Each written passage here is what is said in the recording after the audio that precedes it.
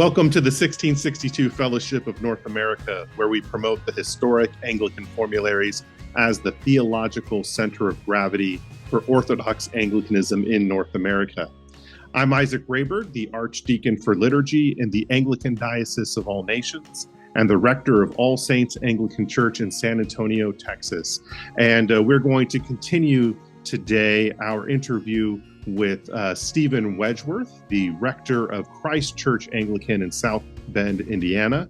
Last time in the interview, he was speaking about his journey from Presbyterianism into Anglicanism and how our historic formularies helped that journey and really found him his ecclesiastical home.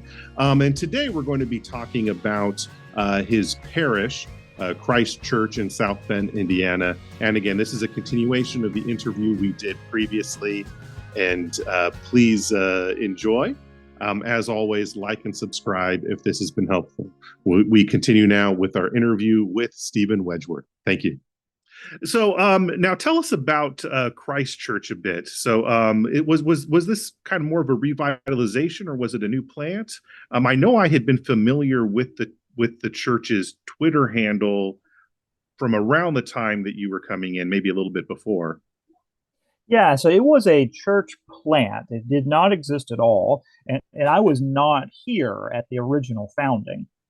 So it was really the product of three families who had recently relocated to South Bend. And two out of those three founding families are still quite active in sort of Anglican theological discourse, magazines, online essays and articles, writing books, and active in diocesan and provincial actions. So our warden is Sam Bray. He's our assistant chancellor at the diocese level. He's also been a voice of assistance and feedback to the bishops at the provincial level. The junior warden is Robert Ramsey, who had worked as an editor at the North American Anglican, now is doing publications of North American Episcopal history. And so there'll be books coming out that he's got a hand in now. And so they were the ones who founded the church. They find themselves moving together.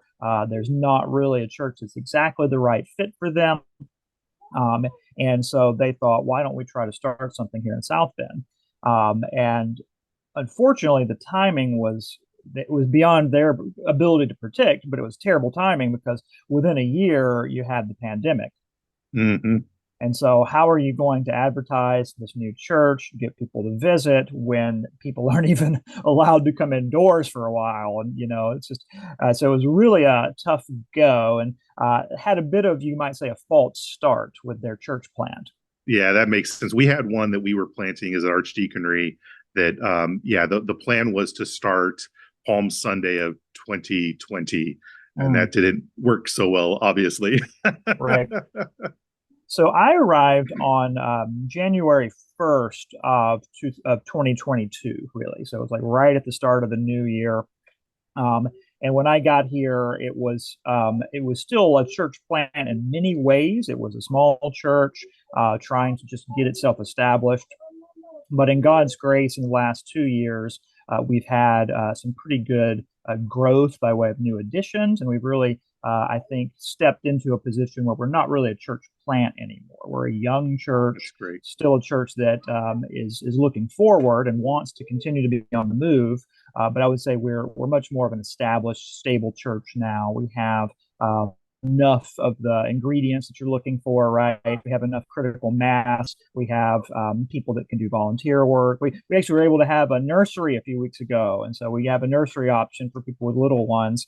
So yeah, we're starting to step into that role of a more established church now.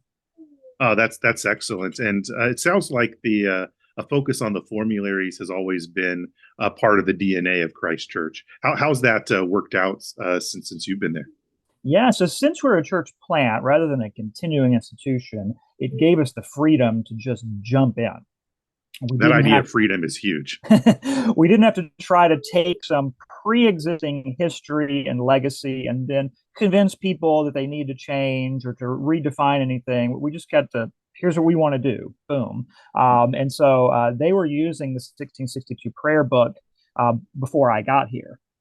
So Okay. yeah, so I show up and they here you go. And honestly, as I told you, I was learning about these things, and so I'm receiving some measure of education prior to my arrival. I go through the bishop to be approved by him as to be qualified to be a priest in the diocese. But if Mhm. I'm going to come to this church who uses this liturgy, I better learn what that's all about. And so, for really 6 to 8 months before I actually got to South Bend, I was on Zoom calls, reading books, working through literature to really make sure I understood what is the 1662 Book of Common Prayer, what is this classical Reformation formulary heritage, what does that mean? So it was the church here uh, formed me as much as I am now able to form them. It's definitely a reciprocal two-way street. Uh, so, what have been some challenges that you've encountered using the formularies in a relatively new church? I mean, the experts always say you'll never be able to plant a church or get a church growing using these and thous and these documents that nobody's really been using in North America for so long. But Mm-hmm. y'all seem to be doing pretty well. So, what have been some challenges that you've had? Yeah, so I would say the challenges really don't come from the old language. I think that's a misconception. Hmm. Of all the issues that we face where people have issues, it's never been that. They've never said, I just don't like the fact that you use the King James or something. Honestly, if you just think about it as an American, the majority of American churches, if they're not still using King James, they were even as recently as the 90s. I grew up in a Southern Baptist church in Mississippi, 80s and 90s. We used the King Hmm. James from the pulpit the whole time. Most working class churches are still King James. Most African American churches are King James. And so it's really a misconception that the old sounding language is going to be the problem. What are the problems we face? Well, I would say challenges we face, one, and I think most prayer book, classic, traditional Anglicans are all going to have this challenge. People walk in and they're just not sure about the concept of liturgy. Yeah, yeah. There's You just know, always a liturgical learning curve yeah, in our society. Yeah. hey, you do the same service basically every week, and you just say the same words every week. That's probably the more common challenge. And the older prayer books don't make that challenge any worse. I mean, it's the Right. same challenge regardless of what edition you're going to use. Exactly, exactly. So the way that we tried to counteract that is a few things. In the 1662, there are elements that are built in with the option that they can shift and change. If you're doing morning prayer, you have a variety of opening sentences to be read. You have obviously the Psalms and the lessons are going to change. You can add or subtract, well, should not subtract, but you can do more or less extra collects and prayers and parts of the service. And so when things can change, we do change them from time to time, and we'll explain what's being changed. The canticles will change between Te Deum and Benedicite. And I've tried, with the bishop's permission and everyone's approval, to find also suitable paraphrases. So the Benedicite will say that it's quite long. So Yeah. I've not been bold enough to try to chant or sing the Benedicite as printed, but we did find some paraphrase versions of the Benedicite and work together to set them to tunes that are quite singable. And it's been a huge hit. It's been really great. And then for the Jubilate Deo, you can sing All People That on Earth Do Dwell. Hmm. Everybody knows that. So, making sure that when it's possible to put something in that's familiar, that's accessible, but it still works with the flow of the service, we do that. So that's Yeah. one way to try to overcome it. Holy God, we praise thy name for the Te Deum, for Yeah, example. That's right. And we still are going to do the literal original ones as well, but we just Hmm. have that option to go back and forth to give people something a little bit fresh and to get their mind turning. Oh, that's what we've been saying. Yeah, Okay. yeah. And so, yeah, so some change when you can, some explanation.